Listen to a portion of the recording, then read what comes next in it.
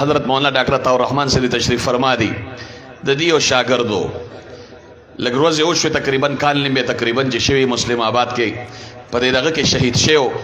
چاته کالج ته د سر شهید تیاست په لار باندې شهید شو نوجوانو زلاړم داغه تعزیت تا پلار را سره ناستو ما غ سره خبره کوله چې ډېر لوی درد غم د نوجوان بچو نو هغه ما ورته چې الله تاسو له صبر درکې وی چې مولوی صاحب زما سترګې خو نه ودرې دی د اوښ کو نه بډکې وي او یقینا زړه مې ډېر زیات خفه دی بچې مې و لخت جګر دی خو یقینا بیګا راته لور راته وویل لور چې بابا نور به نه جاړې نور به د سترګو نه اوښکې نه بهې حالانکې لور مې د غزان له خفه وه وایي ما ورته چې ولې بچې وایي ځکه چې بیګا په خوب کې ما خپل رور لیدلی دی او دغه بچی حفظ کو تقریبا سپاره نیمه ورته غالبا جوړ پاتې وه او نور قرآن چې کم دی نو یاد کړی وی چې دی بچی دی رور راته ووی چې زما پلار ته مو وایه او مور ته مو چې ما پسې نورې اوښکې نه بیایي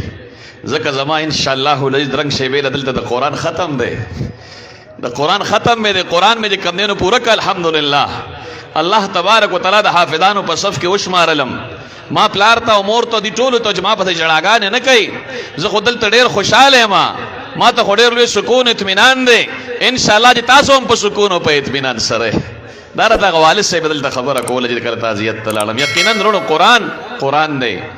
قرآن تلاوت ثواب د قرآن په احکاماتو عمل ثواب په هغې باندې دنیا او د آخرت د نجات ذریعه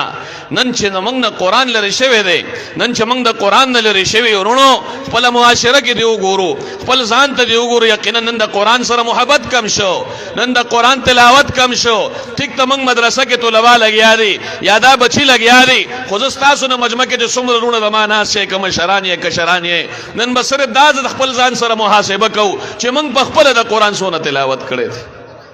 موږ سر را پاسېدلی یو موږ څونه تلاوت کړی دی زما په کور کې څومره تلاوت شوی دی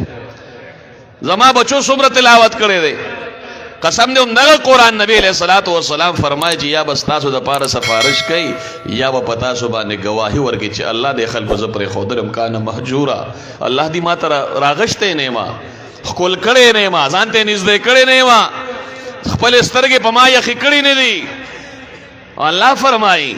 که تاسو اطمینان غواړئ الا بذکر الله تطمئن القلوب خبردار د الله په ذکر د الله د قرآن په تلاوت د الله د احکاماتو سره محبت دې کې د زړونو اطمینان دی